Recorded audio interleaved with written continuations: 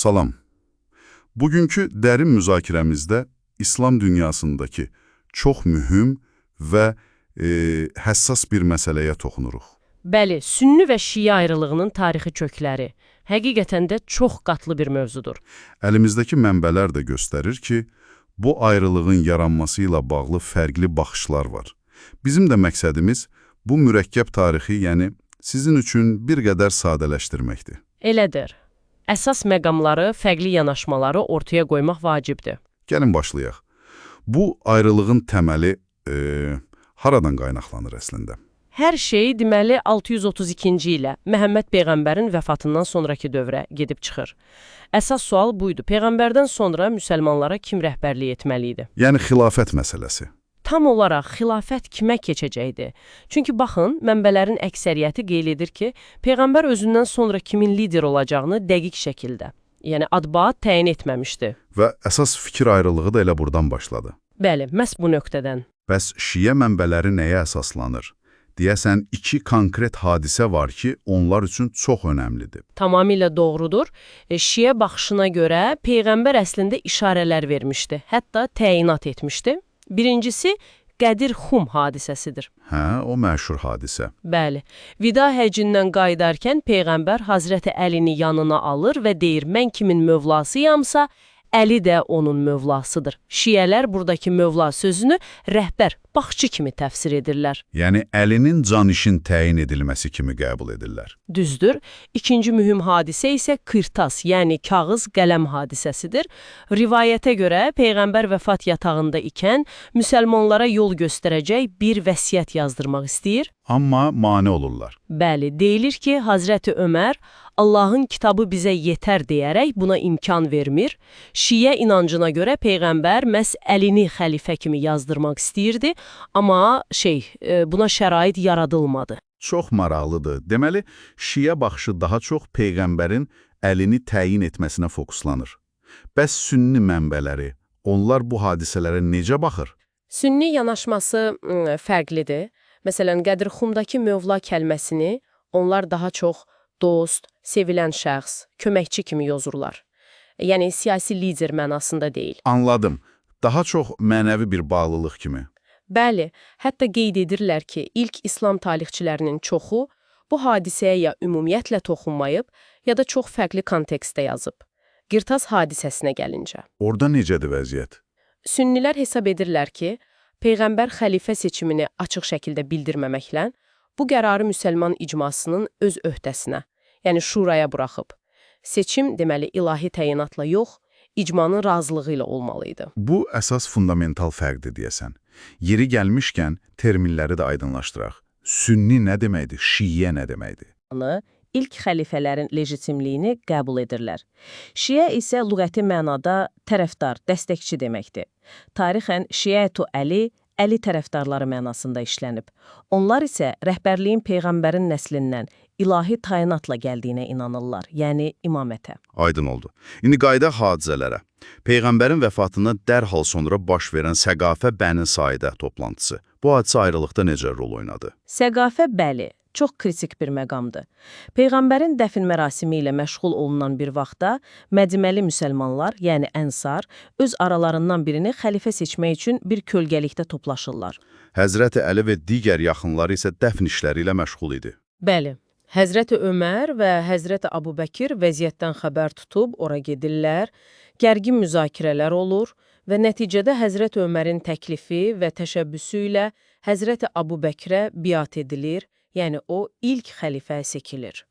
Şiə mənbələri bu prosesi necə qiymətləndirir? Onlar vurğulayır ki, Həzrəti Əli bu prosesdən kənarda qalıb və Əbubəkirə biatını dərhal etməyib, hətta bir müddət sonra müəyyən təzyiqlərlə edib.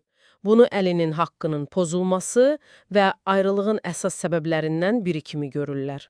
Deməli, Səqifə mövcud fikir ayrılığını daha da dərinləşdirdi. Sonrakı dövrlərə baxsaq, xüsusilə 3-cü xəlifə Həzrəti Osmanın hakimiyyətinin son illərində vəziyyət yenidən gərginləşir. Hətta ilk fitnə adlanır o dövr. Niyə? Həzrət Osmanın xəlifəliyi dövrü 644-656 əvvəlcə uğurlu olsa da son illərində bəzi narazılıqlar artdı. İdarəetmədə qohumlara üstünlük verilməsi iddiaları, bəzi valilərin fəaliyyəti, sərvətin bölüşdürülməsi, Bu kimi şikayətlər bəli. Nəticədə Misirdən gələn üsyançı bir qrup Mədinəyə gəlib, Həzrəti Osmanın evini mühasirəyə alır və onu qətlə yetirirlər. Bu hadisə İslam cəmiyyətində böyük bir şok yaratdı. İlk dəfə idi ki, xəlifə öz ümməti tərəfindən öldürülürdü. Buna görə də bu dövr ilk fitnə, yəni böyük ixtişaş, qarışıqlıq, sınaq dövrü kimi tarixə düşüb. Və bu qarşılıq əlbəttə Həzrəti Əlinin xəlifə seçilməsindən sonra da bitmədi. Onun dövrü də daxili çəkişmələrlə yadda qaldı. Bəli, təəssüf ki. Hazreti Əlinin xəlifəliyi 656-661 demək olar ki, tamamilə daxili münaqişələrlə keçdi. Əvvəlcə Cəməl döyüşü oldu, burada Hazreti Ayşə, Təlhə və Zübeyr kimi sahabələr Osmanın qatillərinin cəzalandırılmasını tələb edərək Əliyə qarşı çıxdılar. Əli bu döyüşdə qalib gəldi, amma sonra Muaviyyə problemi ortaya çıxdı. Düzdür. Həzrət Osmanın qohumu və güclü Suriya valisi olan Muaviyyə, Osmanın qatilləri təslim edilməyənə qədər Əliyə biət etməkdən imtina etdi.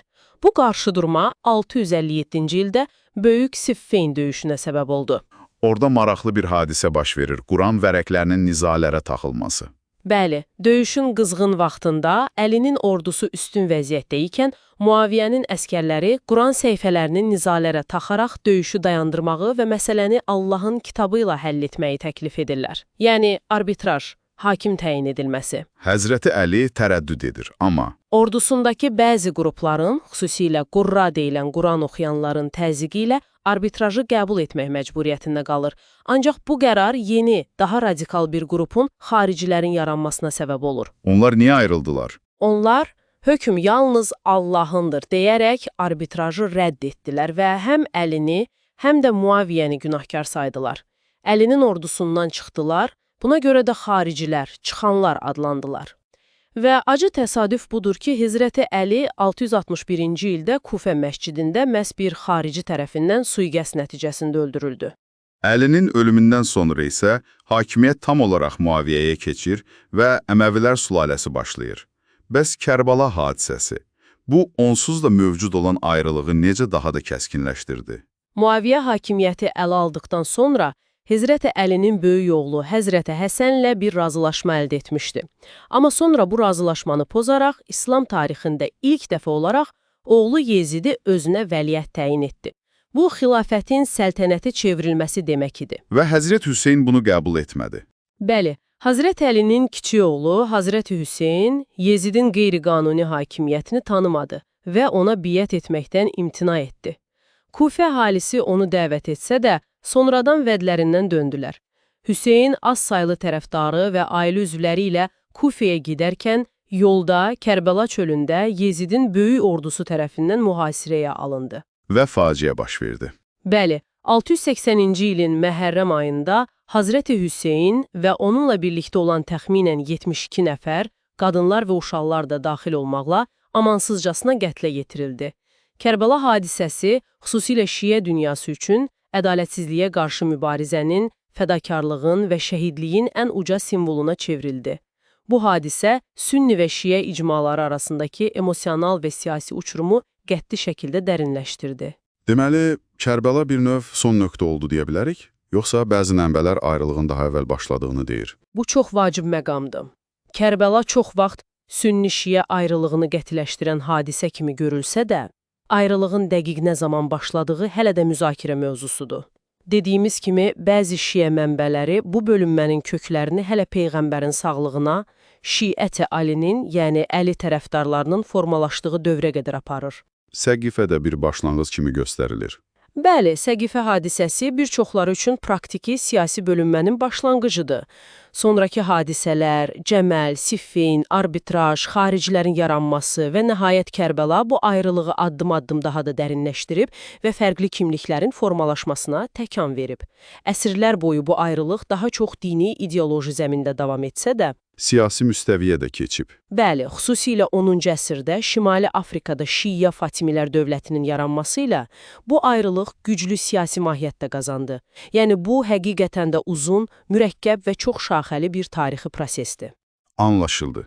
Beləliklə, bu dərin müzakirəmizdə gördük ki, Sünni-Şia ayrılığının kökündə əsasən Peyğəmbərdən sonraki siyasi liderlik uğrunda mübarizə və baş verən əsas tarixi hadisələr Qədərxumdan tutmuş Səqifəyə, Cəməl, Siffeyn və Kərbəlaya qədər bunların fərqli yozumları dayanır. Tam olaraq belədir. Və bu yozum fərqləri təkcə keçmişdə qalmayıb, əsrlər boyu fərqli dini hüquqi məktəblərin, fərqli mədəniyyətlərin və kimliklərin formalaşmasına səbəb olub. Bu, sadəcə kimin haqlı, kimin haqsız olması məsələsi deyil, daha çox fərqli tarixi təcrübələr və baxış bucaqlarıdır.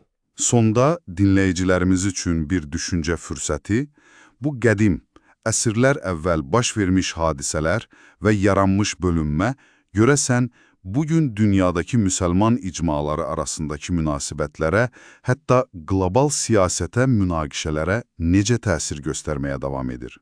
Bu tarixi konteksti bilmək, müasir dünyanı, baş verən prosesləri anlamaqda sizə necə kömək edə bilər? Düşünməyə dəyər. Həqiqətən də üzərində düşünüləsi məqamlardır. Bugünkü dərin müzakirəmiz bu qədər. Diqqətiniz üçün təşəkkür edirik. Sağ olun. Sağ olun.